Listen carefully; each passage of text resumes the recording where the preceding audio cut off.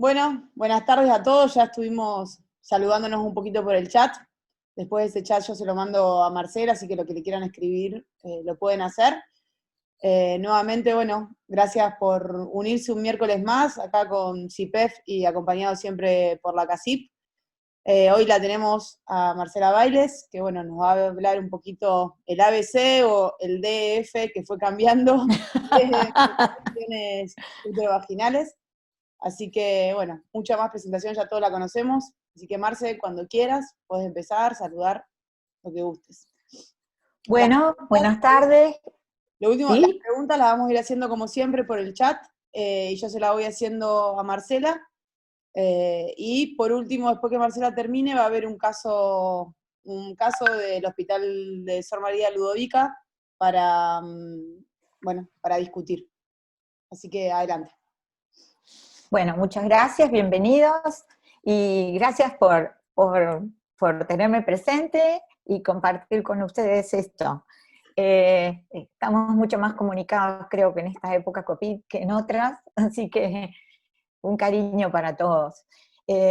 Pensando en el ABC, la verdad es que a pesar de que vamos a charlar desde el punto de vista profesional, teniendo en cuenta que es un auditorio de intimidad y de confianza, yo pensé lo que le decía del ABC, DEF, o sea, como que dividí, porque cuando comencé a ver todas las malformaciones uterovaginales, cada vez que me toca hablar en una conferencia, la verdad que el espectro es tan amplio que terminamos siempre con todo incompleto.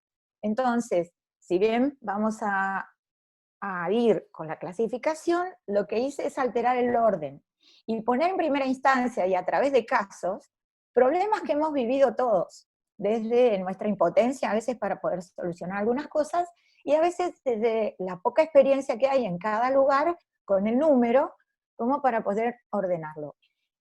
Por eso es que dejé al final lo que sería el DF, para el que le interesara profundizar después en todos esos casos más complejos y no que llegue lo más raro a un auditorio que lo que necesita es orientarse frente a muchas cosas que va a recibir en la guardia. Así que voy a compartir la pantalla. Entonces, esta es la simpleza del ABC frente a la sospecha de una malformación uterovaginal en pediatría. Y la verdad que pediatría es desde el feto y el recién nacido hasta el adolescente, y quizás el adolescente tardío que muchos vivimos. Entonces, no es lo mismo, por eso me interesa que no es lo morfológico, sino que les hice acá como una ensalada un poquitito sencilla, pero para entendernos. El primer mensaje, el A, es pensar que existen. En general siempre pasó que los pediatras en general, y nosotros a veces como cirujanos pediatras, pensamos que los genitales femeninos no están al día con el resto de los órganos. Yo recuerdo que empecé a hacer esto porque mi jefe residente, que en ese momento era Eduardo Castelo, me dijo, vos tenés que hacer, vos gorda, tenés que ir a hacer algo de ginecología. Y yo decía, a mí me tiran esto porque claro, todos quieren el tórax. Y después, cuando uno comienza a encontrar cosas, va entendiendo que hay más complejidad y más variedad de resolución que lo que se esperaba. Entonces, sospecharla. Segundo, no sospecharla implica estos riesgos, y lo vemos a diario. Perder ovarios y trompas, el riesgo de la infertilidad, por el maltrato o por la infección sostenida, y sobre todo el riesgo psicológico, el riesgo de la información por inseguridad, no es para subestimar. Y en general, esta es una patología de interdisciplina. Hay que aprender a ser humilde y a escuchar otras especialidades, lo que viene de la ginecología, lo que viene de la urología, lo que viene de la cirugía del adulto, y lo que significa para nosotros como cirujanos pediatras cuidar el futuro, no conformarnos con lo más simple, lo más sencillo, porque muchas que tienen hijas, hermanas, y cercanos, o ustedes mismos han sido pacientes, se dan cuenta qué importante es lo genital para una niña, para un adolescente y para una mujer. Entonces, a veces entre la familia y los médicos tomamos determinaciones muy de responsabilidad para el futuro de otro ser humano. Y esto hoy en día está mucho más en vigencia que antes. Entonces, el A es pensar que existen. El B, pensar que los riesgos, si no tratamos eso bien, son graves. El segundo mensaje es que hay estrategias y cambios en los tratamientos de estas anomalías. Y la estrategia significa sentarse a pensar, sentarse en el grupo interdisciplinario a ver qué es lo mejor para cada paciente, pero saber no correr el riesgo de dejar algo importante. Entonces, eso es lo que pretendo con los casos, ir orientando a la discusión que va a seguir en común y además con el caso que van a presentar. Tercer mensaje. Estos órganos genitales femeninos tienen vecinos y tienen influencia. O sea, no quiero hacer broma diciendo que la vagina es un influencer, pero sí tienen que pensar, los vecinos, y no es menor, son órganos demasiado importantes para subestimar y están muy cerca. Y esto pasa en el cuello, pasa en el mediastino y pasa muchísimo en la pelvis. ¿Por qué la imagen está inclinada? Fíjense que nosotros cuando estudiamos, esa imagen la miramos derecha. La imagen lo que está mostrando es la vejiga por delante, el recto por atrás, y está mostrando una ausencia, como ven, de vagina distal, con una dilatación proximal con un útero presente que tiene cuello. Esto es de las cosas más difíciles de entender y de resolver porque la edad es delicada en la que vienen, no son suficientemente maduras y tenemos un útero que tenemos que preservar. Por delante tenemos la vejiga y la uretra, por detrás el recto, el espacio no siempre está claro y puede tener fibrosis, infección, secuelas, y además la dirección es importante. Por eso pongo este esquema, sea, mensaje 1, pensar que existen, mensaje 2, tener una estrategia para tratarla de acuerdo a nuestro pensamiento y a la disciplina y a no correr los riesgos que vimos que significarían un evento funcional muy desagradable para el futuro de nuestras nenas. Tercero, pensar en los vecinos. Y los vecinos tienen una dirección. Los esquemas nunca nos muestran la dirección de nuestra disección. Por eso el cirujano tiene que dibujar el tejido y siempre pensar en estas direcciones. Y esto no es menor, ¿eh? Yo digo, quizás no esté en ninguna bibliografía, pero esto lo adquieren con la experiencia, pero también lo adquieren pensándolo. Entonces, vecinos, influencias de los vecinos, que además se asocian, y fíjense esto, si uno va a hacer algo como colocar un tutor o una disección o lo que fuera, la dirección tiene que ser adecuada. No es recta, porque esos órganos no tienen una dirección recta. Y si hay algo dilatado, hay que tratar de optimizarlo. Entonces, este es otro concepto que cuando vayamos al grano, que vamos a las clasificaciones y a las cosas que tenemos que hacer, me gustaría que lo recuerden. Dirección. En el mensaje tercero eran influencias, ¿se acuerdan? Teníamos las influencias de los vecinos y las influencias de estos, los estrógenos y lo psicosocial. No es lo mismo la misma anomalía sin estímulo estrogénico, o sea, en toda la primera, segunda infancia, que una anomalía, la misma, con estímulo estrogénico, o sea, la perinatal y la peripuberal. Entonces, nosotros, desde la pediatría, está bueno que lo estudiemos porque hay que ser profesional, estudiar hay que estudiar siempre, ¿sí? Pero si nosotros cuando tenemos un casito o una paciente con una anomalía empezamos a recitar todas estas cosas, la paciente, los padres, les aseguro que sufren mucho, porque no estamos nada más que poniendo nuestra inseguridad en voz alta, y no sirve. Yo una vez tuve una paciente que la mamá había leído tanto y había escuchado tanto, y lo único que tenía era un tabique y meñal, y tenía 7 añitos, y la madre estaba muy preocupada por un montón de cosas que había escuchado, porque por ahí, cuando iba a una consulta, le recitaban la clasificación de las anomalías. Y no había que hacerle nada, en realidad. Entonces, esto es interesante tenerlo presente porque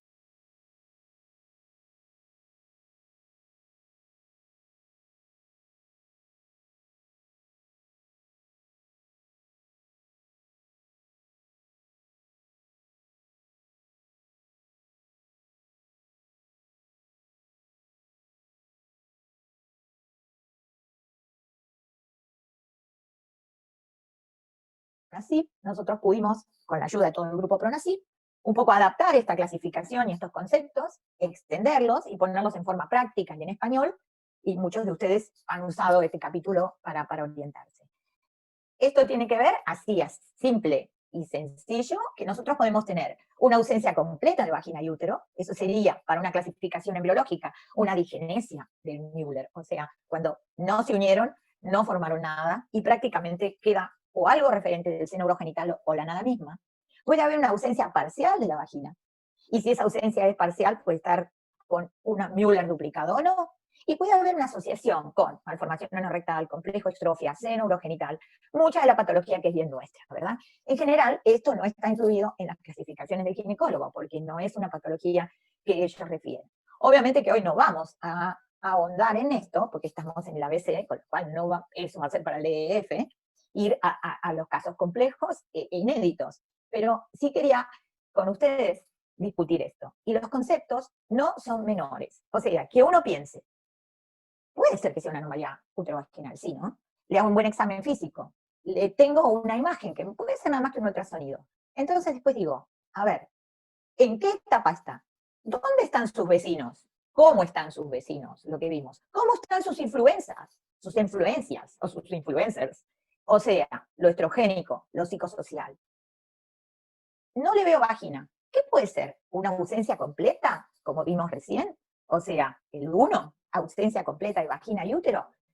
¿Qué paciente va a ser esta? Por eso no es lo primero que vamos a ver. Esa va a ser una paciente que seguramente va a ser una adolescente con amenorrea primaria, y amenorrea primaria por definición es más de 17 años, y que probablemente no la veamos todos los cirujanos pediatras, sino algunos, por referencia, por inclinación, por gusto, por lo que fuere. No va a ser la problemática en general de un grupo pediátrico. Es interesante y está bien que veamos los detalles de una neovagina y cómo se puede hacer. Obviamente que sí, porque hay espectros que pueden necesitarnos antes, pero no va a ser nuestra prioridad hoy. Va a estar en el DF eso. Sí, la ausencia parcial, porque si la ausencia parcial de vagina puede tener un solo útero, como ven en la pared roja, o puede tener dos, como ven en la pared violeta. ¿Y por qué está en ausencia parcial o en agenesia? Porque, como ven, uno de los dos tiene una ausencia parcial distal. Si esto fuera una duplicación no obstructiva, no estaría en nuestra clasificación de pediátricos, porque lo único que va a tener la paciente es por ahí una dispareunia o un problema para ponerse un tampón sencillo de resolver. ¿Sí? ¿Qué otras cosas tenemos que pensar? Lo que decíamos hoy, los vecinos, o sea, hay algo asociado, y la influencia. ¿En qué etapa estamos de su periodo estrogénico?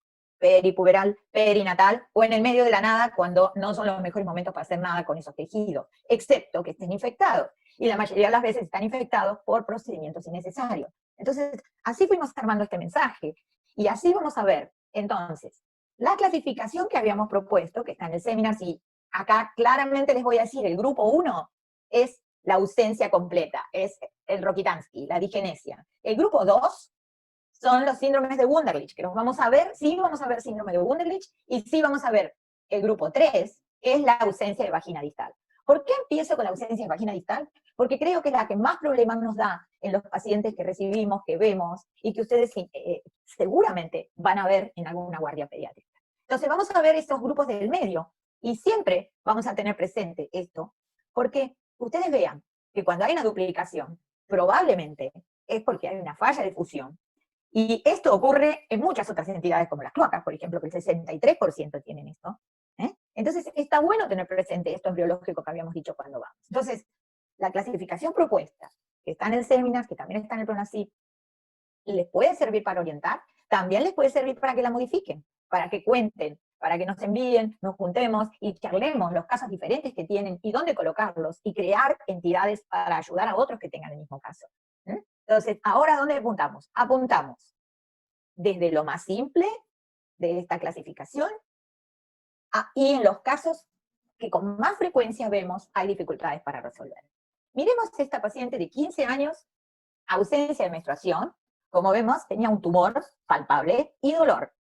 Si ustedes miran la ultrasonografía, ven la vejiga, no estoy pudiendo, quería con el mouse marcar, pero ven claramente la vejiga negra, y atrás ven una formación con contenido que en la resonancia magnética, que quizás no hubiera sido necesaria en esta paciente, pero no importa, la estamos usando en forma didáctica. Ustedes ven que tiene un gran reservorio. Si ustedes miran esa resonancia magnética, ven que el reservorio llega casi hasta la superficie, ¿no es cierto? Vemos la vejiga comprimida, vemos un reservorio que pasa por encima de la vejiga, y el útero se ve pequeño. Se ve pequeño. ¿Por qué? Porque hay mucho reservorio. Esta paciente con una buena ecografía y un examen físico, lo más probable es que se pueda resolver como se resolvió, como ustedes están viendo el periné, están viendo un abombamiento los labios están retraídos con 2 puntos porque esa es la forma que hacemos el campo, y muy fácilmente, pero siempre, como ven en la foto de la izquierda, estamos aspirando. Nunca nos mandamos a hacer ninguna incisión en ningún lugar sin hacer esa maniobra de aspiración donde ustedes ven que el teflón está dándonos su material achocolatado diciendo esto está acá nomás. Y no es un himen imperforado, porque el himen imperforado es transparente, lo vemos, y esto es más grueso. Es un tabique, pero es un tabique bajo, que de todas maneras no hay que subestimarlo. ¿Por qué? Porque estos tabiques, acá les puse este esquemita, el tabique, la diferencia que tiene con una ausencia de vagina distal, es que el tabique, la vagina tiene luz, ¿verdad? Y el tabique puede estar bien distal o bien alto, pero hay luz vaginal. O sea, hay que resecar el tabique y tenemos luz vaginal, ¿sí? La recepción de estos tabiques, lo que nosotros hemos visto, es que si no tenemos presente la dirección de los tejidos y de los vecinos que yo les dije y les mostré con ese esquema del dibujo inclinado, ¿verdad? Como para dar el concepto, podemos ocasionar alguna incontinencia urinaria por daño de la uretra, por irnos de plano, y alguna fístula fecal, y eso lo hemos visto. Y son malformaciones que tienen una resolución muy fácil, pero también lo que vivimos un montón es reoperaciones, cierres, fibrosis. ¿Por qué? Porque en general no se siguen estas pacientes con la indicación de colocarse un tampón con crema estrogénica, de estar siempre pendientes. Odiamos las dilataciones, nunca dilatamos un seno urogenital operado, no dilatamos las vaginas, las neovaginas, nada, solo dilatamos algunos neoanos y ya cada vez menos. Pero estas anomalías hay que mantenerlas, no con dilataciones agresivas, sí con el ojo, con el dedo, con la confianza, con un tampón con estrógeno, que no es más que lo que usaría cualquier otra adolescente que menstrua, y con la dedicación de decírselo muy bien, porque si no, se fibrosan, se cierran, y un tabique que es sencillo, que decir, bueno, esto es sencillo, es grueso, y termina cerrado y con endometriosis secundaria y daño. Entonces, este sería nuestro grupo 3, ¿verdad? El grupo 3 de la clasificación, en la cual nosotros tenemos un útero medial y nos falta algo. O tenemos un tabique con luz vaginal, o tenemos la agenesia de vagina distal. ¿Qué es la agenesia de vagina distal? Es como un tabique grueso que va desde el periné hasta el reservorio proximal, ¿verdad? Entonces, en el espectro de lo que habíamos visto, esto es una regresión un poquito más alta de lo anterior, ¿verdad? ¿Cómo lo vemos afuera? Si nosotros miramos una nena de 10 años, 11 años, sus genitales externos, acá le vamos a ver la ausencia del orificio vaginal. ¿Cómo sabemos que no es una digenesia del Müller, o sea, el Rokitansky, el número 1, el que salteamos porque no es tanto para nosotros? Y sabemos porque está consultando porque tiene dolor, y porque tiene una ecografía que tiene una formación con contenido en la cual se ve un útero medial normal, ¿sí? Entonces, es una nena peripuberal. La mayoría tendrán entre 10, 11 años en la edad promedio de nuestro grupo de estos. O sea, y está consultando porque no menstrua, pero no podemos decir amenorrea primaria, a ver, tiene 11 años. Por definición, amenorrea primaria es después de 17, tiene dolor. Y afuera no vemos absolutamente nada. Vemos la uretra puede ser ancha. Estos son los casos que vamos a ver ahora. ¿Por qué pongo estos casos? Porque son los que más trabajo nos dan, los que más reoperaciones requieren, los que hay que cuidar el útero. El útero es medial, es sano, es normal. Y tenemos que reservarlo y tenemos que evitar los reservorios. Ahí ven un esquema y ven además una ecografía que muestra el útero, el cuello del útero, y la vagina dilatada. En estos casos, ¿hace falta hacer más estudios? Yo diría que en el anterior no hacía falta. ¿Por qué? Porque se veía el abombamiento, era muy bajo y muy fácil. No haría falta una resonancia. La puse como didáctica, porque ya que vino con la resonancia, la usamos como esquema. En cambio, en una agenesia de vagina distal, o sea, cuando no vemos el abombamiento claro, sí tenemos que hacer resonancia. Y lo que no tenemos que hacer es dormirlo y pincharlo, como el caso anterior. Tenemos muchos pacientes que fueron dormidos, fueron incididos pensando que era un tabique bajo, cuando no había ningún abombamiento. Entonces, eso es importante, es preferible no hacerlo. Y de acuerdo a las influencias, o sea, en qué etapa está lo psicosocial y todo, ver de qué manera nosotros hacemos lo menos invasivo para ese paciente hasta poder resolverlo. Que puede ser una inhibición, puede ser una punción con intervencionismo, o puede ser un drenaje laparoscópico. Pero dependerá de cada lugar y de cada paciente. o si se puede resolver, adentro, pero con una resonancia. Entonces ahí vemos, miren esta paciente. Acá tenemos una, se ve perfecta la imagen. 13 años, 6 meses de dolor, 7 abordajes perineales y abdominales de drenaje. Ustedes ven que hay una diferencia entre esta resonancia y la anterior. La de, ahora yo se los voy a poner juntitos, pero la que tenía el himen en la membrana, el tabique, ¿verdad? ¿Cuál es la diferencia? Que acá, primero, el contenido está sucio.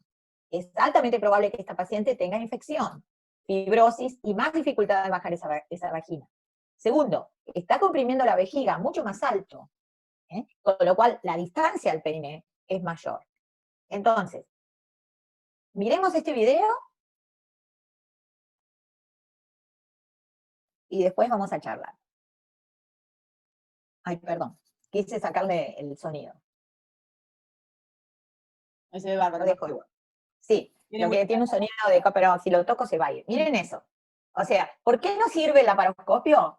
Porque ahí seguro hay secuela, chicos. 7 drenajes, infección. Esa es una aguja de Berchi que es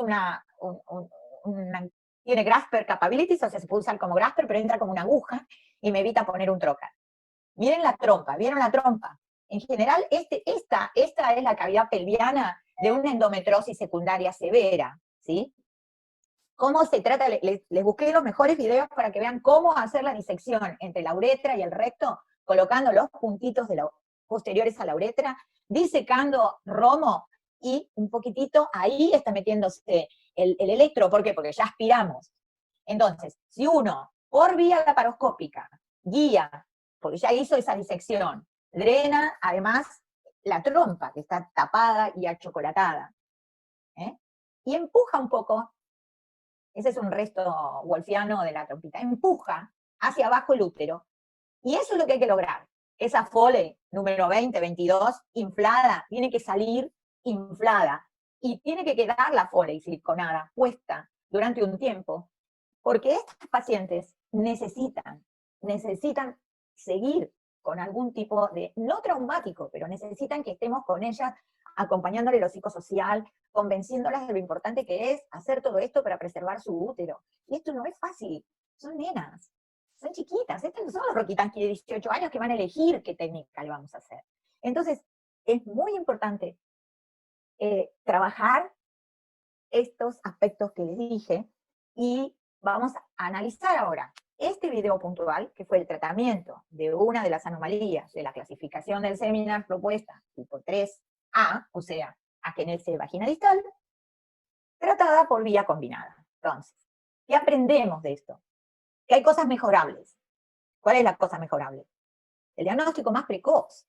Porque, ¿qué vimos? Una trompa achocolatada, muy adherida, que a pesar de drenarla y tratarla, por supuesto no la sacamos, eso no lo sacamos, porque tiene posibilidades de una salpingoplastia futuro, pero si lo dejamos sin drenar, íbamos a tener que reoperarla, porque eso no se drena solo después de descomprimir, ¿sí? La endometriosis secundaria, la que es por obstrucción, se cura después de la descompresión. ¿Puede ser fértil? Puede ser fértil. Eso ya está recontra comprobado, hay un montón de bibliografía. Ahora, si la trompa está destruida, probablemente requiera de más elementos, una salpingoplastia futuro o lo que fuera. Si la trompa la dejo ocluida así, seguro va a tener desconforto, se va a sobreinfectar, y hay que hacerlo en conjunto. Entonces, las fortalezas del abordaje combinado, y por supuesto laparoscópico ni se discute, ¿no? Por lo menos en esta parte no tenemos que defender la laparoscopía, esto ya está probado a lo largo de la historia, de que la cirugía laparoscópica ginecológica genera menos adherencias, menos secuelas, y debe ser hecha así, y lo hemos aprendido de los maestros ginecólogos. Y como cirujanos pediatras tenemos que aprender esas estrategias de ellos, ¿no? Como lo hemos aprendido. Entonces, liberamos la trompa, vemos, sabemos, pero por otro lado, ¿qué hacemos? Disecamos esa vagina que la teníamos gruesa, con fibrosis, la disecamos desde arriba, y mientras vamos por abajo, en ese plano entre la uretra y el recto, romo, siguiendo la dirección, recuerden el esquemita que hicimos, el esquemita acostado, las dos paredes, ¿por qué? Porque hay que seguir la dirección, ¿sí? Porque si nos vamos derecho, nos metemos en otro lado, y además está inflamado, y probablemente tenga secuela de fibrosis de alguna cirugía anterior. Entonces, tratamiento de la secuela y disección monitoreada para un descenso adecuado. Son las fortalezas del abordaje combinado. ¿Hay que hacerlo? en una paciente que tenemos diagnóstico precoz, que tenemos un abombamiento bajo, como el primer caso que le di. No. A ver, por eso está el espectro. Todas las anomalías 3 con defecto de fusión vertical, sería para ROC y para nuestros pediatras, la 3A, no importa, ¿se operan por abordaje combinado? Absolutamente no. Ahora, ¿qué es lo mejorable? Hacer el diagnóstico más precoz. ¿Cómo se hace el diagnóstico más precoz? Pensando que lo tienen. Pensando que los dolores abdominales de las nenas de 10 y 11 años, todos merecen una maniobra de la tienda. Aunque se vaya a operar de apendicitis, hay que traccionar los labios, tender hacia afuera, para ver en 3D si hay un orificio o no. Y para eso lo que hay que hacer es tener la confianza de las pacientes. O sea, y ahí vienen las influencias, ¿ven? Nunca perdemos de vista, no perdemos de vista eso, porque los genitales internos femeninos son, la verdad, un tiempo compartido, yo no sé, tienen vecinos por delante, vecinos por atrás, no todas las épocas del año tienen la misma influencia, ¿sí? Entonces, es importante ese concepto. Espero que haya sido el mensaje claro. Vamos a ver otra de este tipo. Acá tienen, secuela endometrosis, la misma anomalía. ¿Cómo saben? Porque es un útero medial, ya van a ver la vagina por fuera, la trompa, ahí ven a Ramirito, y la trompa también con secuela de chocolate, y miren qué bien se ve la vagina proximal, ¿ven? Empujando desde abajo, ¿ven que tiene suficiente vagina proximal? ¿La ven? ¿Ese paciente necesita un reemplazo? No. Entonces, este monitoreo no sirve. Obviamente, ¿el monitoreo reemplaza la resonancia? No, esta paciente seguro necesita resonancia. Pero la resonancia no siempre termina de resolver, y si ustedes la descienden y le tratan la trompa de esta manera, están matando 2 pájaros de un tiro. ¿Tá? Vamos a ver otra. Mismo tipo. De buen pronóstico, porque ahora van a ver la imagen no se las puse para no aburrirles de todo, no le voy a poner lo mismo, son iguales las imágenes, lo que tienen que ver es el espectro de cuánta vagina tiene y el espectro de cuántas cirugías innecesarias, funciones y drenajes y cosas tiene, que en general no lo solucionan. Entonces, 17 años, 5 años de evolución de dolor, 5 intervenciones previas a la inhibición. Miren el abdomen, tiene una incisión de Fanny Steele más todas las otras. Conviene ir por láparo siempre. Les aseguro que la laparoscopía, yo estoy insistiendo con esto, con las malformaciones anorectales también, ir por la laparoscopía es como ir a la guerra en helicóptero y no en tanque, ¿no? Me encanta ese concepto, porque el ombliguito lo abren despacito, miren qué bien, no tenía pegado ahí. Y ahí lo que se ve, el hemiútero izquierdo no existía, ¿ven? Esta es una anomalía, no sería una 3, es un espectro, porque ahí tiene un hemiútero izquierdo, pero tiene un buen hemiútero derecho, que lo ven ahí. Cuando un útero no tiene la trompa de un lado, ese es mi útero. El útero tiene las 2 trompas. Ustedes vieron, se los vuelvo a poner porque es un buen video. Para atrás, se los voy a poner. Miren acá. Ahí hay un útero, que aunque sea un hemiútero, está bueno. Y además tiene cuello. Ese chiquitito izquierdo no, pero no está molestando. Tiene 17 años y está apagado. No le vamos a hacer nada. No se le saca porque ya que está ahí, está lindo, lo saco. Ahí ven la vagina. ¿Ven que tiene un hemiútero? Y si ustedes lo palpan, ¿ven que tiene vagina? Tiene vagina hacia abajo. Eso era infección crónica, ¿no es cierto? Por eso, miren la aspiración, aspiró pus.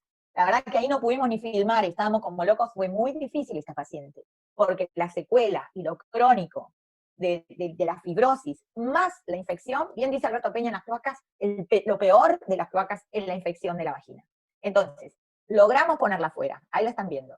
De todas maneras, esta paciente, hoy por hoy, tiene actividad sexual, pero yo no estoy segura si algún día va a menstruar, porque todavía ni siquiera arrancó sus menstruaciones, tiene profundidad para tener actividad sexual, probablemente se haya estenosado un poquito la salida, pero en realidad tampoco está acumulando.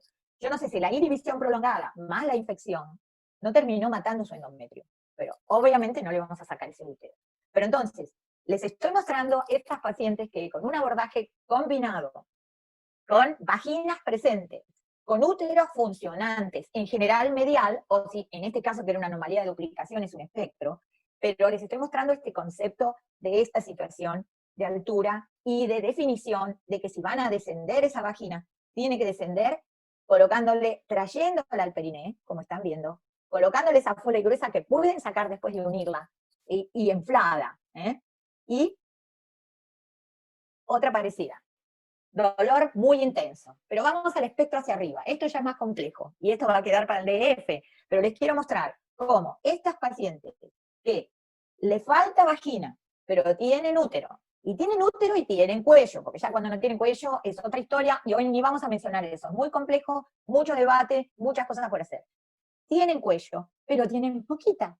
Fíjense qué bien que estuvo la ecografista acá, que nos dijo que tenía cuello. Y después, ahí miren, nos mostró, tiene cuello. Lo que no le veo es colpos. Raro que un útero con cuello no tenga colpos, ¿sí? La embriología dice que si tiene el cuello, tiene el tercio superior de vagina. Teóricamente sí, pero algunos tienen cuello y casi no tienen ni un tercio, tienen una coronita de vagina rodeando al cuello, ¿sí? Y eso era esta paciente. Miren la diferencia de esta resonancia magnética con la primera, en la cual se veía el útero chiquitito. Ahora se las pongo las dos. El útero se veía chiquitito y un gran reservorio.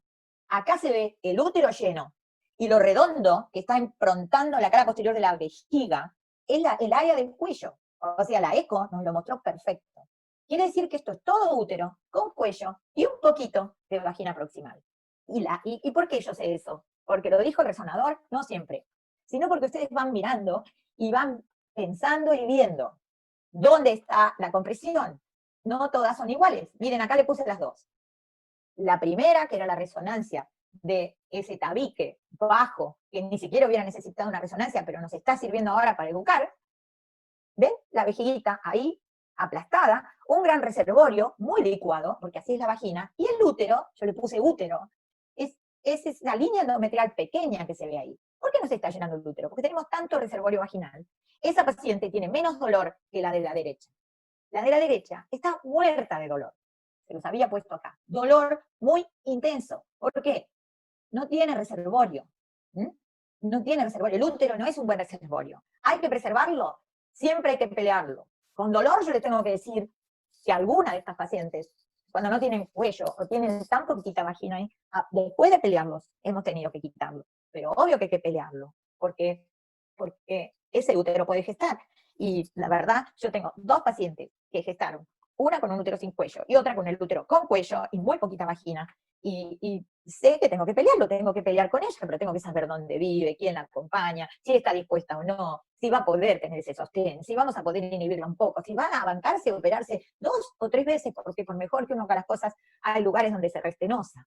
Y se puede reoperar la paroscopio, claro, pero ven cómo el espectro va en la misma anomalía, la misma clasificación, si quieren. El espectro tiene que ver con todas esas cositas, toda esa ensaladita que hicimos del ABC, ¿verdad? Entonces, ese es el tabique inicial, y esta paciente, la segunda, la resolvimos así. En ese momento primario, por todo, por su familia, porque así se veía, es como vieron, un trocarcito de 4, pequeñito, y lo que estamos haciendo es una histerostomía laparoscópica, o sea, como una gastrostomía, que lo difícil de esto es entrar perpendicular, porque el endometrio y el miometrio es grueso, pero ustedes me dirán, ¿por qué no lo hace intervencionismo? Ahora vamos a discutir.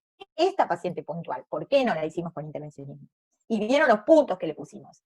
Era muy grueso, había que drenar mucho y no teníamos certeza de que un catéter pigtail no se saliera, que ya nos pasó, se deslizara de un útero muy pesado y nos diera una pelviperitonitis. Estas pacientes hay que inhibirlas con análogos o con progestágenos, dependiendo, hasta tenerlas listas para resolver qué vamos a hacer. Ahora, si no le hacemos un drenaje cuando ya vino tan avanzada la enfermedad, la inhibición no les alcanza. Entonces, o le hacemos esta histerostomía laparoscópica, que además es mucho menos cruenta que disecar por abajo y llegar a un lugar donde podés dejarle una secuela de incontinencia urinaria, una fístula fecal. Como ustedes vieron esta resonancia, esto era alto, y hay que pensarlo. No todo lo que se ve el útero y abajo no se ve nada, hay que meterle una incisión y drenarlo como himen imperforado, ¿sí? A eso apuntan estos casos. Entonces, hay otras alternativas, como les digo, drenaje percutáneo, obviamente, pero les muestro cosas que a veces son prácticas y hay que hacer. Y cuando las vaginas no llegan, usar flaps de labio, porque no siempre llegan. Estas son alternativas para estos casos tipo 3. Entonces, voy a mirar el tiempo. Muy bien, quiero que discutamos el caso. El otro grupo que vamos a ver es el Wunderlich. O sea, y les vuelvo a poner la clasificación, no es que sea pesada, pero esto es didáctico. La 1, que era disgenesia de Müller, Rokitansky, neovagina, todo elegante, divino, los trucos, no vamos a ver hoy. Los dos, el grupo 2 es este Wunderlich, que es el que vamos a ver, y el grupo 3 ya lo vimos. Vimos el 3A, útero medial, ok. Este grupo 2, ven que dice el síndrome de Wunderlich, y dice útero y vagina duplicado, asimétrico, obstruido, asociado a agenesia renal ipsilateral. Esto, en frecuencia, el Rokitansky es 1 en 5.000, pero no llega con la frecuencia que llegaría a una población pediátrica. En frecuencia, el Wunderlich es mucho más probable que lo vean, y si lo piensan lo van a diagnosticar, y además es la anomalía más regular. Por definición es útero y vagina duplicado, asimétrico, ahora vemos el esquema. Obstruido, una de las dos, ¿se acuerdan que no estamos viendo las que no están obstruidas? Porque estamos en lo pediátrico, yo les puse los esquemitas. Ausencia parcial de vagina puede ser con 1 o con 2, pero estamos en ausencia parcial. Entonces, si este está duplicado, ahí vamos. Esto es Wunderlich. Del lado rojo, lo que no nos tiene que pasar. Ese es el lado derecho, el riñón que le falta es el otro, ¿verdad? El riñón que tiene es el otro, ¿sí? Le falta el derecho, ¿verdad? Pero ¿qué pasó? Está bien deformado el esquema. Miren el útero izquierdo de la paciente, qué lindo que está, tiene cuello y tiene salida. El útero derecho está obstruido, está duplicado, está obstruido, pero tiene vagina, ¿no es cierto? Este es el Wunderlich. Y de ese lado no tiene el riñón, ¿está? Tiene el riñón izquierdo que en el esquema no está. En el dibujo del lado violeta tenemos lo mismo, pero del lado izquierdo, más incipiente. No llegó a deformar la trompa, ¿sí? El endometrio está hilo. Y la vagina, que está ocluida, porque por definición es agenesia parcial de vagina, con duplicación. ¿Ahí qué pasó? Los dos Müller no se juntaron, tuvieron una falla de fusión vertical, quedaron duplicados. Uno siguió camino, el otro quedó cerrado. El espectro de dónde se cierran es variable. Puede ser, ahora vamos a ver, porque les puse de estos, puede ser muy visible o puede ser casi, como vimos recién, que no tiene casi vagina arriba, y eso nos da mucho trabajo. Pero lo que no tenemos que hacer, por eso yo puse este esquemita todo el tiempo, es lo de la derecha. Y es muy breve, esto se puede recontra prevenir. Hoy analizando todos los casos, hay 3 o 4 que son para nuestros ateneos. Nosotros en la doctora Permartín, que rotaba, lo presentó esto en USA, en el 2016 ganó un premio, presentó los pacientes combinados, que eran de junio del 93 a diciembre del 2017, del 14, perdón, hay que actualizarlo ahora. Pero eran 40 pacientes aproximados, y la edad de la menarca, esta es nuestra población, 11 años, el tiempo de diagnóstico 19 meses, solo 5 con diagnóstico prepuberal.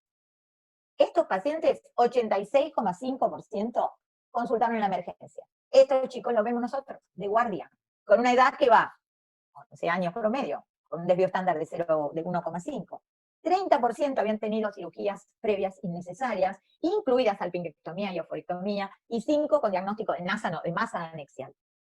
Esto sigue pasando, es importante que ustedes piensen en el Wunderlich. ¿Qué van a ver por afuera? Probablemente nada, porque estos chicos que tienen la vagina, que menstrua, con su útero bien, a veces, si es muy bajo, van a ver un abombamiento. Entonces yo les puse acá unos casos.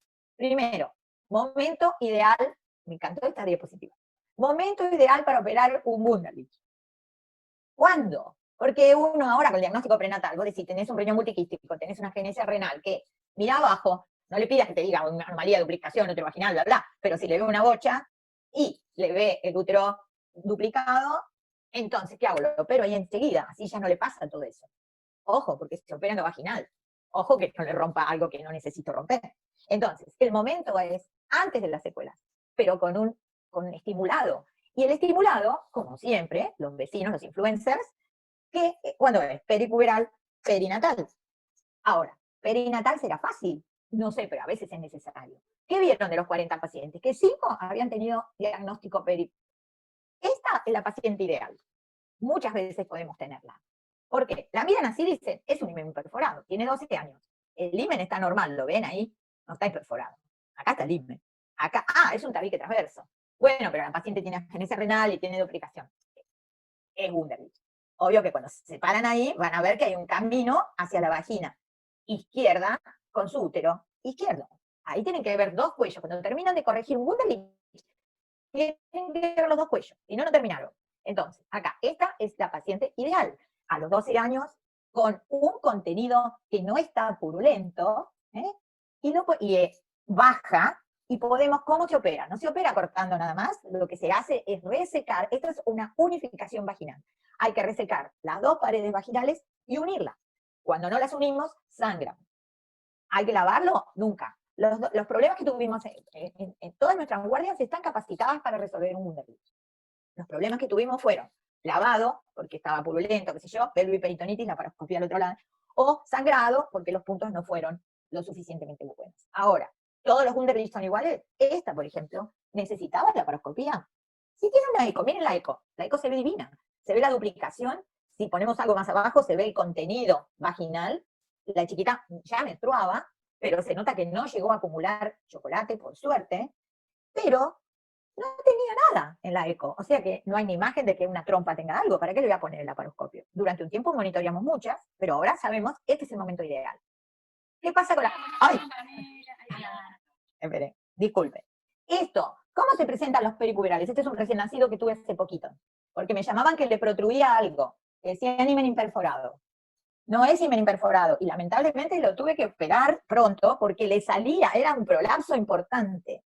Entonces, los prepuberales cómo pueden ser? 5 formas, 5 solo tuvimos, pero fueron o diagnóstico prenatal, o símil himen imperforado, que se lo voy a mostrar ahora, o flujo raro, o protrusión, que es este. Esto, la verdad que la paciente era normal, pero cuando lloraba salía con una especie de tumor, que era el estímulo era tan importante, estaba tan estrogenizado, que protruía. Es rarísimo, única vez en la vida que lo vi. Siempre igual, más para un recién nacido, porque ustedes pueden hacer, puede ser una vejiga, puede ser un daño grave lo que se haga. Usen la punción, puncen, vean, y no están delirados, porque uno puede decir, es un Wunderlich y se metió en la pared vaginal adentro de la pelvis, ¿verdad? Entonces, símil himen imperforado, esta es la paciente, este vino al hospital como himen imperforado, aneo, y si ustedes miran bien, ven una semiluna oscurita del lado derecho, entre el himen y el globito. Esa es la entrada a la vagina izquierda. Y acá lo están viendo a la derecha con el separador puesto, ¿verdad? Y fue un Wunderlich. Operamos Wunderlich tan chiquitos, tan de pepe. Ese lo tuvimos que operar. Esta es la operación de una paciente, como ya ven, con desarrollo puberal, con un Wunderlich también, como están viendo, era del lado izquierdo. Del lado que está ocluido es el lado que falta el riñón. Y les estoy mostrando, y eso es importante, ahí adelante está la uretra. Entonces hay que seguir el camino de la uretra, paralelo, para no dañarla. ¿Qué pasa adentro? ¿Por qué algunos Wunderlich necesitan láparo? Y miren esa trompa, parece un intestino. Y ahí un endometrioma, la trompa y el endometrioma. Esa es la trompa, llena de chocolate. Y bueno, a este Wunderlich hay que hacerle el láparo para tratarle las secuelas, no para monitorear, porque el tratamiento es endovaginal, pero hay que hacerlo. Entonces, no todos son iguales. ¿Qué es lo más importante? Lo más importante es el diagnóstico precoz. Esta es la última entidad que vemos y vamos a pasar al caso. Como ven, quedaron cosas pendientes como reemplazos vaginales, pero me parece que esto era fundamental discutirlo con ustedes. Y no podía ser eterna, porque tenemos que intercambiar.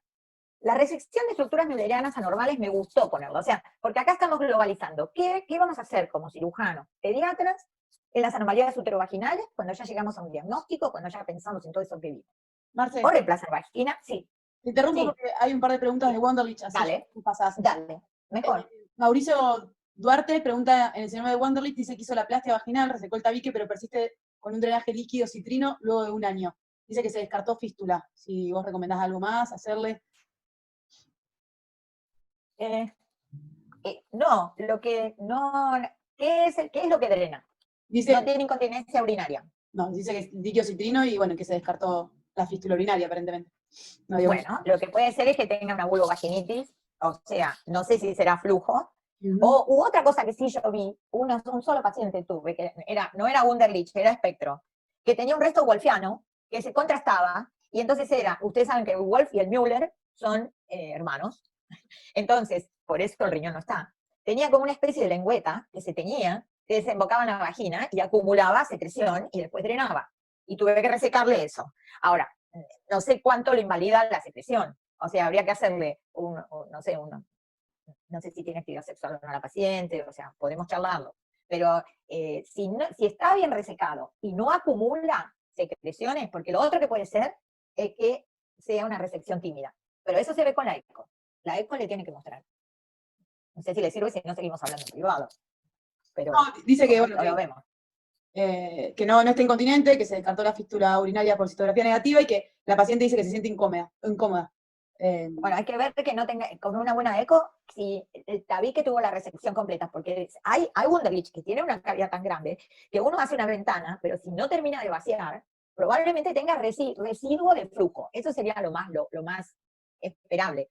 Pero bueno, podemos ver cómo resecó, si ya le hizo un examen bajo anestesia, si no le queda secreciones dentro de la vagina que estaba obstruida, si ve bien los dos cuellos, bien. Si no tiene una sobreinfección, y lo otro, si no, que tenga un resto golpeado. Bien. ¿Hay otra? Sí, una más, que creo que ya la contestaste, Luis Lombardich, dice, quisiera preguntar si ante un paciente con síndrome de Wunderlich, en el intraoperatorio realiza la laparoscopía para descartar endometriosis de rutina. De rutina lo hicimos en un tiempo y después vimos que lo mejor es hacer diagnóstico precoz y, digamos, si no hay duda diagnóstica de que tenga no lo hacemos de rutina, pero de hacerlo hay que hacerlo con la óptica más fina que se pueda para no ocasionarle, ¿cierto? Algo innecesario. Pero bueno, ante la sospecha de una masa anexial por menstruación retrógrada, la endometriosis, de focos de endometriosis, no la fulguramos porque se cura sola. Hemos tenido Second Look y aparte está publicado. Inclusive el que se obstruye gesta mejor que el otro, porque desarrolla cavidad. La desobstrucción se cura. No hace falta estarle monitoreando los focos de endometriosis de una adulta idiopática, por ejemplo. Digo, es otra endometriosis. Ahora, la obstrucción, sí, esa no se desobstruye, la de la trompa. Pero la menstruación retrógrada de la endometriosis, sí. Perfecto. Listo, Mar, se puede seguir. Ahí Mauricio, el que contó el caso, dice que se va a comunicar con vos. Así que, Bueno, para que la ayudes. dale. Puedes seguir. Que me mande el otro día con Asturillo me mandaba la foto desde quirófano. Estamos haciendo, está bueno. Porque todo lo que decíamos que telementoring, yo decía solo para simular el telementoring con los pacientes. Ahora, la verdad, como estamos todo tele, así que a ver, ese es el útero, así estamos, con las imágenes de los teléfonos. Está bien. Entonces, resecar estructuras müllerianas anormales. ¿Cuándo? Hasta ahora vimos definir anomalías, monitorear endometriosis, reemplazar una vagina, que hacemos el reemplazo con colon, lo hacemos laparoscópico, también se hace el Becchetti y laparoscópico. Pero, ¿cuándo vamos a resecar? En esa clasificación pareciera que no pusimos, hay que agregarlo. La resección de estructuras müllerianas anómalas. Muchas de estas son DSD y no están en este capítulo, pero algunas, como esta, por eso la puse, son los cuernos rudimentarios. Los cuernos rudimentarios, si ustedes se ponen a pensar, no llegan a fusionarse en línea media, es una anomalía de fusión. El que queda rudimentario y no funciona, o funciona pero no tiene cuello, porque si tiene dos, tienen cuello y tienen vagina, es Wunderlich. Si tiene dos y tienen dos cuellos, pero no hay vagina, es una anomalía para el DDF que la tenemos en otro lado para hacer la operación de Strassmann o la unificación histeroscópica y no va hoy. Pero si tienen dos, pero uno quedó funcionando el endometrio sin cuello, divorciado del otro, ese se va. No estoy diciendo que se saquen las semiúteros, porque si no sacaríamos los semiúteros de las cloacas. No, semiúteros con cuello se quedan, hay que cuidarlos, pueden gestar. Ya vieron, dos casi hemiúteros del Wunderlich, no hay que sacar. Pero si uno es un unicornio y no tiene cuello, es uno en 5.400 mujeres asociadas con esto, Horn, y son de 20 a 25 de las mujeres con el unicornio útero. O sea, el útero unicornio puede tener un cuerno funcionante no comunicante. Fíjense acá en la resonancia qué bien se ve. El útero que funciona, porquería, no puedo poner el mouse para señalar. A veces puedo y a veces no. El útero que funciona es el semilunar, el redondo, que está del lado izquierdo de la pantalla, sería derecho de la paciente, ese es el cuerno. El semilunar, con su endometrio y su cuello, es el que funciona. Entonces, eso es esto. Este es un esquema casero, pero ustedes ven, es para la clasificación de American Fertility Society, en la clase 2B. Ese dibujo igual es casero, lo hice yo. El hemiútero izquierdo tiene trompa, tiene cuello y tiene vagina. El hemiútero derecho no tiene cuello y está todo deformado porque está obstruido de larga data, no comunicado. Eso es, ¿qué procedimiento vamos a hacer ahí? Una hemihisterectomía. ¿Y qué es lo importante de esto? Y por eso le quería poner esto. Una buena estrategia. Hay técnicas de histerectomía regladas. Esta es la de Wattier. Entonces, ¿qué hace? El cirujano va a la izquierda, el asistente va a la derecha. El cirujano usa 2 manos para operar. El asistente hace la óptica y usa la mano derecha para contratraccionar. ¿Cómo opera el cirujano? Con la mano derecha, no suprapúbica, porque suprapúbica está buena bikini line para otras cosas, pero para resecar estas cosas grandes y feas, no van a hacerlo bien. Sí para la neovagina, por eso lo vamos a hacer otro día, pero esta va a mitad de camino entre la suprapúbica y el ombligo, vertical, no está mal, un poquito hacia abajo, pero el cirujano opera con esas 2 manos desde el lado izquierdo, sea el lado que sea el que va a sacar, aunque en general esta es la técnica para histerectomía. Y estos cuernos, ahí vamos a ver el video y es el último que les muestro, tienen, ahí ven, el hemiútero izquierdo de la paciente, ese es el derecho, perdón, el derecho obstruido, deformado, y ahí van a ver cómo con esa maniobra ustedes ven que está separado. Ese es el hemiútero izquierdo, ese es normal, bueno, es hemi, pero tiene cuello, y tiene vagina afuera. Entonces, ¿yo qué le tengo que sacar? Este cuerno, que no solo no, miren, no tiene ni vagina, ni cuello, ni nada. ¿Cómo lo empiezo a sacar? Estoy del lado contralateral, trabajando con 2 manos, y el ayudante me está contratraccionando. ¿Por dónde empecé? Empiezo separando el ovario, porque el ovario no tiene por qué irse, ¿ven? Entonces se separa el ovario, se va hacia abajo. Esto puede tener endometriosis, sí, pero en general, si necesita inhibirse, se inhibe antes, pero la verdad que con estas estructuras los pacientes están muy, muy no confortables. Miren ahí, el ovario está hacia el lado derecho, ese es lo que sería el cuello, y ahí hay una arteria que es igual a la uterina, porque viene del lado derecho, sería como la uterina derecha, y una arteria que viene del ligamento arcuato. Y no las desprecien, porque sangran bien. ¿Eso qué es? El uréter, las ilíacas. Siempre estamos trabajando en esa zona en la pelvis, ¿no? El recto. Y ahí terminamos, cuando ya estamos seguros, bien, bien, bien sostenido en el aire, usamos el desvascularizador. Usamos desvascularizador bipolar. ¿Ven cómo viene el cirujano trabajando desde arriba y el ayudante contratraccionando? Para sacarlo es un problema, porque no tenemos por dónde. Hay que sacar el chocolate. Bueno, acá hicimos un morcelador casero, porque eso no sale como un ovario. Ese es como ven, es un bisturí que pusimos por el orificio con cuidado, ahí está la ilíaca. No es un quiste de ovario, no es un cistadenoma, ni es una torsión. Son duros, son fibrosos, son peores que los miomas. Y no tenemos la vagina para sacarlo en esta nena. Entonces, por eso quería mostrarles esto como truco.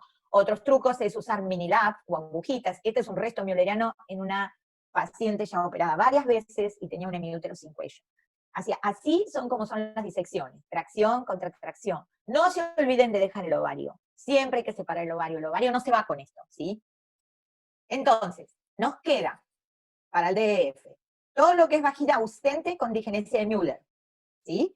Reemplazo de vagina. No podemos hablar de eso hoy, es mucho. Y además, es como un terreno ganado a los ginecólogos por los cirujanos pediatras, así que merece que lo charlemos por otro lado.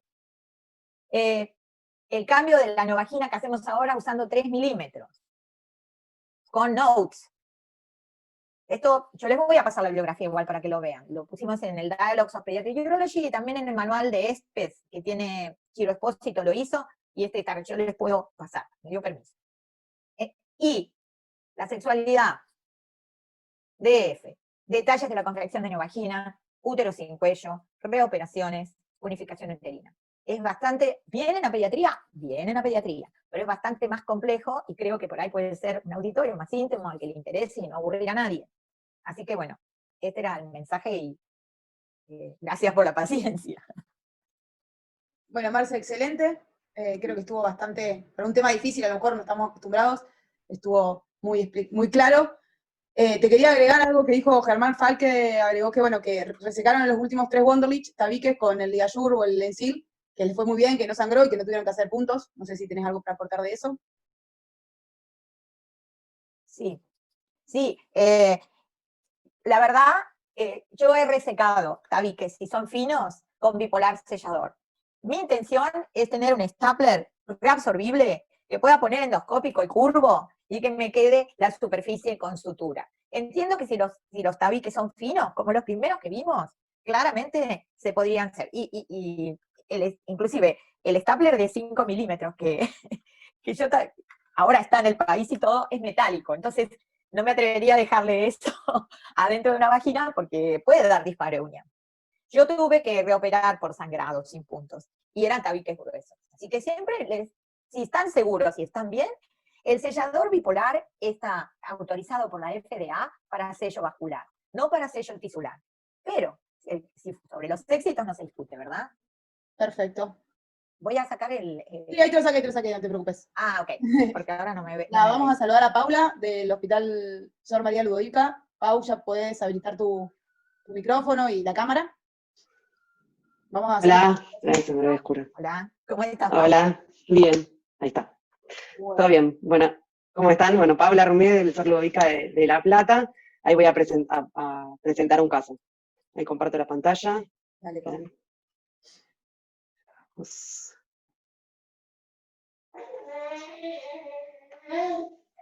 Voy a cerrar mi audio, pero no.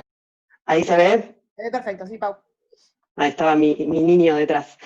Bueno, bueno, este es un caso de una paciente que fue derivada a nuestro hospital de recién nacida, de edad gestacional de 30 semanas, adecuada para el peso, bueno, de sexo femenino, que tuvo una atresia de esófago tipo 3, tenía una malformación anorrectal, es monorrea izquierda, tenía también una malformación cardiológica, una ceguera pequeña con un seno coronario dilatado y una vena cava superior izquierda persistente, una anomalía sacra y obviamente, bueno, acá una de las preguntas que me pidió Inés.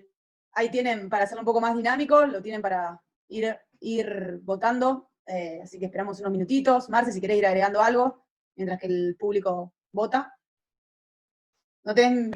Silencié, sí. No logré ver qué malformación anorrectal tenía en la imagen. Podés volverla a Pau mientras tanto. A ver, mostranos, Pau, ahí. Sí, ahora igual la especifico, se ve poquito bueno. Ahí.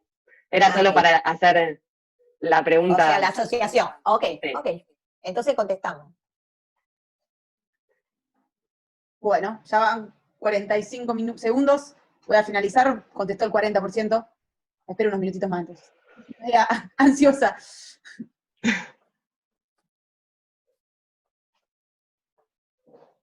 Yo no puedo, ¿será que a mí no me deja?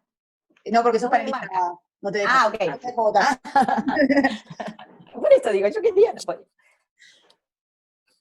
Bueno, ahí ya con el 50% de la gente que votó, finalizo, así compartimos los porcentajes.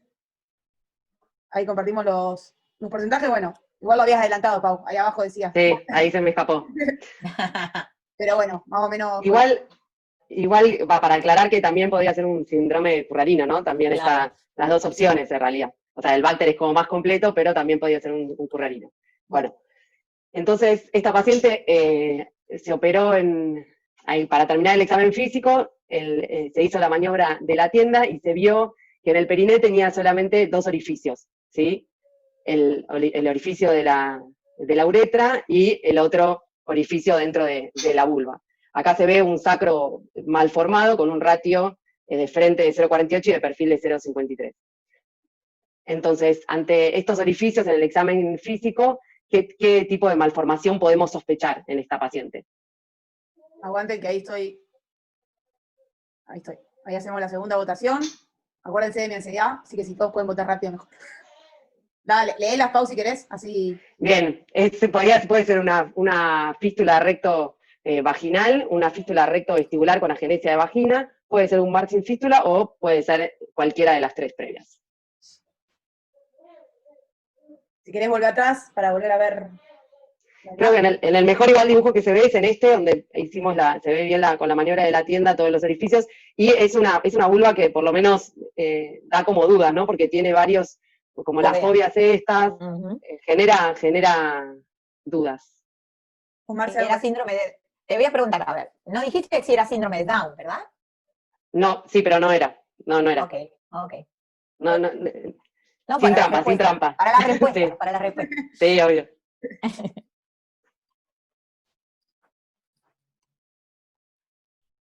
Bueno, ya con 50% de los espectadores que hicieron su respuesta, finalizo la votación y ahí compartimos los resultados. Pau. Bueno, la respuesta correcta en realidad son que todas las opciones pueden ser correctas. Obviamente, como dice Marcela, el Martin fístula es más frecuente en pacientes con síndrome de Down, pero puede ser que que se ve en pacientes sin el síndrome, ¿no? Sí. Bien. Esta paciente, a ver, perdón, ahí está. No pasa esta. Bueno, en el periodo neonatal se corrigió la atresia de esófago el primer día de vida, se hizo el cierre de la fístula, anastomosis esofágica primaria y se hizo una colostomía de sendosigmoidea a cabo divorciado porque es la indicación quirúrgica en todas estas opciones de malformación anorrectal.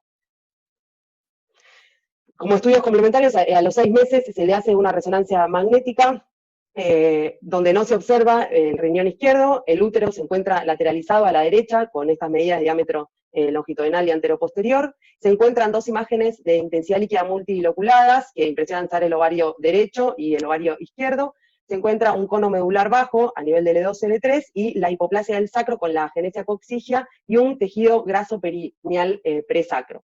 Por el tema de la médula anclada, a los 9 meses el neurocirugía le interviene para resolución de la misma.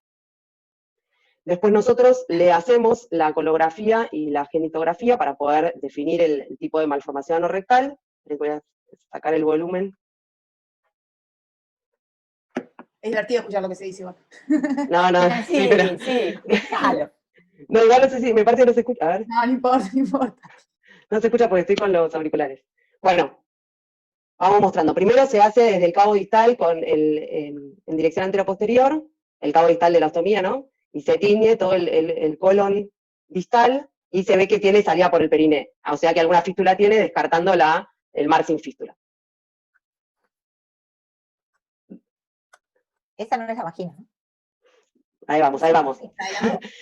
Después lo ponemos en dirección con el paciente lateral y se ve que se tiene una estructura por delante del recto, o sea, distinta, ¿no? Entonces, ahí decidimos sacar la sonda y hacer como una genitografía colocando la sonda por el orificio de la vulva. Ahí se le ve el Y en ese corazoncito. momento se ve Corazoncito. perfectamente que se ve la cúpula vaginal que se tiñe y el recto desembocando en la cara posterior de la misma. Así que ya con un recto bastante alto, intraabdominal nos pareció en la colografía, y con el diagnóstico de la fístula rectovaginal alta, se decide vamos a pasar, ahí, se decide el descenso combinado por videolaparoscopía. Bueno, que recién se pudo hacer al año de vida y 4 meses. Acá se ve, tenemos un pequeño videito. Hay que preguntar si no tenía duplicación de vagina. Por lo menos no se veía, no lo pudimos ver hasta ese momento. Ah, ahí tiene un Emmett-Müller. Bueno, se hizo el abordaje laparoscópico. Esperé que se me fue el video. Bueno, acá vemos un hemiútero con su trompa y el ovario de ese lado. Ahora vemos el otro hemiútero con el ovario y la trompa. Es una bebé de 1 año y 4 meses, ¿no?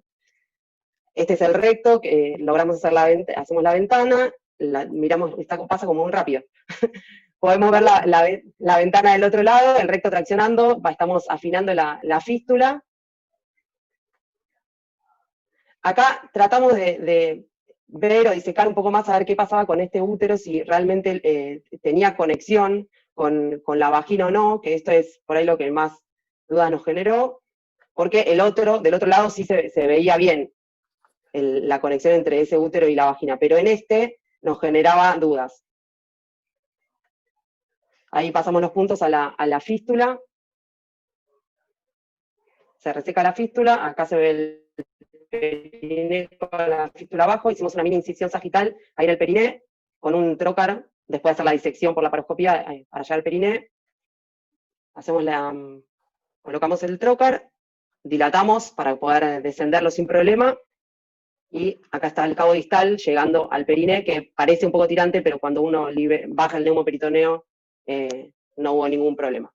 Y se hizo luego la anoplastía. Bien. En el diagnóstico postoperatorio, bueno, lo que habíamos dicho, es el mar con la fístula rectovaginal alta, ambos ovarios presentes, con el derecho parecía como tener algunos quistes, los 2 hemiúteros, y nos impresionó que el izquierdo no tenía continuidad con la vagina, que, bueno, es el mismo lado que nos falta que no tiene el riñón, exactamente. Bueno, en el seguimiento postoperatorio, que ya entró en la época de la pandemia, la nena está con las dilataciones, ya está cumpliéndolas y espaciándolas, y nos queda pendiente el cierre de ostomía, hacer una cistoscopía y una vaginoscopía para poder definir los cuellos y la continuidad del útero izquierdo, si tiene o no tiene cuello, si está conectado con la vagina, y bueno, y corregir esta malformación uterovaginal, que era el planteo que queríamos charlarlo con usted. ¿En qué momento y qué estrategia realizar? Antes, Bueno, la pregunta que hicieron mucho fue ¿por qué no le hicieron la dale. cistoscopía o la vaginoscopía antes? Si querés responder, pues el público preguntó. No, porque no contamos con en ese momento no teníamos que seguir demorando la cirugía y no teníamos en ese momento el urólogo, que es el que hace los procedimientos. Bien. Ese tipo. Ahora sí, Marce. No, lo que, bueno, felicito, muy, muy bien el paciente, porque la verdad que es un paciente complejo, es un váter y no es fácil tomar esas decisiones. Quizás, yo revisé las últimas fístulas rectovaginales. Nosotros habíamos publicado 8, de las cuales 5 las publicamos junto con Estela. 5 eran laparoscópicas y 3 habían sido abiertas cuando lo publicamos. Y ahora tenemos 15. La mitad y la mitad. Lo que te pregunté lo de la duplicación, porque viste que para Alberto Peña la fístula vaginal alta en realidad es un espectro de cloaca, ¿verdad? Entonces, él dice que no existen, en realidad existen, porque ustedes mostraron muy bien cómo se veía la uretra y la vagina.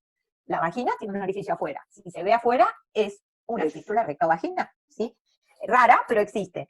Y la verdad que la mitad de nuestras pacientes tienen duplicación. Duplicación vaginal o duplicación mülleriana. Mirando, yo también te iba a decir, la verdad que si el cuello se comunica, la forma más incruenta de verlo es una endoscopía. No, nunca resequemos nada, que no estamos seguros, porque la formita del hemiútero es como muy buena. La de la derecha se ve clarito que es una perita, ¿verdad? O sea que sabemos que va a tener cuello aunque no lo veamos. Y por ahí las resonancias tampoco lo ven, pero no hay ninguna necesidad de resecar ninguna estructura mülleriana que no está molestando a nadie. Eso que decíamos, ¿no? Porque fíjate que no tiene molestia.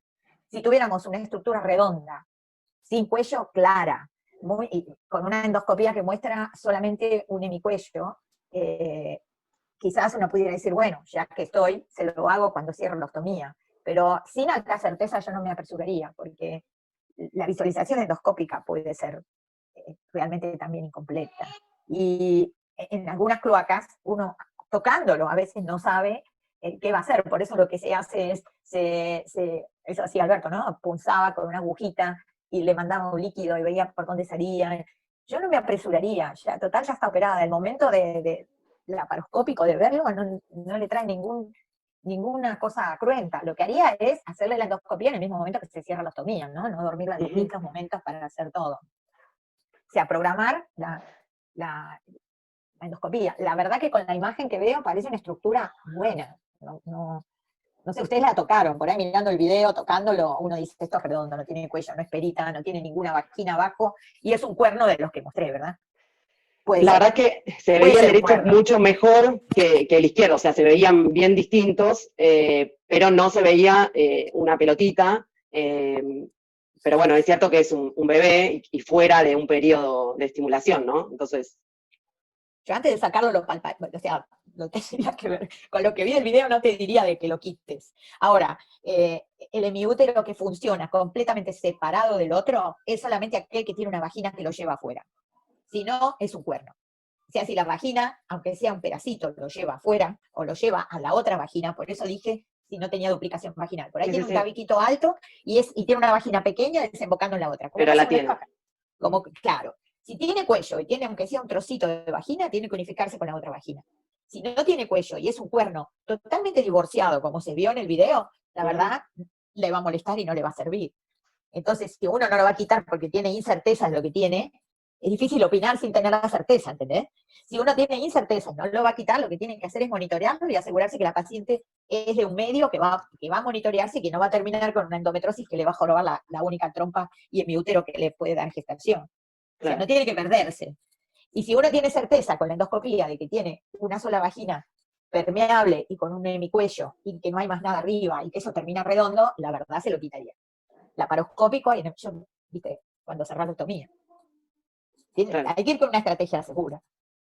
Bien, perfecto. Y se podría decir que es, porque si es un cuerno y no tiene hemivagina, no sería un Wunderlich. Wunderlich no es eso. Por El eso. Wunderlich, Claro. pero no, yo no quiero ser burócrata, ¿viste? Como digo, no seamos burócratas, pero organicémonos. Justamente la única entidad 100% por definición homogénea es lo que describió Wunderlich, que hay un montón más, pero bueno, la entidad se llama duplicación uterovaginal con hemivagina ciega y agenesia renal homolateral. Pero están juntos, ¿sí? Están juntas, Sí. las dos vaginas van juntas abajo. Y esto se ve completamente divorciado. Y una vagina abomba dentro de la otra. Eso sería Wunderlich. En realidad, vos fíjate que todos los Wunderlich tienen, lo otro es un espectro, no importa, son duplicaciones. Yo inclusive tenía imágenes de otros que tienen un útero sin útero. O sea, tiene una sola vagina y dos úteros duplicados arriba. Pero si está divorciado completamente del otro útero, no está dentro de la definición de los Wunderlich. Pero Claro. mucho no importa en realidad, ¿no? No, Lo que bueno, uno no hace, lo que uno no hace es unificar dos úteros que están a kilómetros de distancia con una gran cicatriz del hemiútero sano. no. Porque ese hemiútero sano puede gestar. Si yo, para darle más cavidad, agarro un Müller que tiene del otro lado y se lo pego, como sería un Wunderlich, que los vienen pegaditos los úteros, lo que uno unifica son las vaginas, le estoy haciendo daño. ¿Sí? Ahora, si tengo un hemiútero en un lado y ese otro hemiútero tiene una salida a algún lado, no tengo derecho a quitárselo, porque no sé qué le va a pasar al derecho. Y a lo mejor es el otro el que va a gestar después, porque los hemiúteros de las cloacas gestan cualquiera de los dos, cuando están no dañados, cuando no los castigaron para hacer el vaginal switching y lo perdieron, o cuando se taparon las trompas por infección. Cualquiera de los dos puede gestar. Entonces, separados pueden gestar, pero tiene que tener cuello y salida. Porque si es redondo, divorciado del otro, sin cuello, no tiene valor dejárselo. ¿Entendés? Bien, perfecto. Bueno, Muchísimas gracias. No, al contrario. muchas gracias, Marcela. Creo que con esto ya finalizamos, 1 hora y media, 90 minutos, Sí, como habíamos hablado, que era lo máximo de la clase. Tuvimos muchos indicadores, llegamos a 300, así que les agradecemos a todos. Vamos a mandar la información, material que nos quiera compartir Marcela, y nos encontramos el próximo miércoles. Muchas gracias, Pau, también por la presentación. Gracias, Pau. Gracias. No, gracias a vos, Marcela. Y gracias a CACIP y CIPES. Gracias. No, Eso gracias a todos. por apoyarnos. Muchas gracias. Hasta luego. Hasta luego. Chao, hasta luego.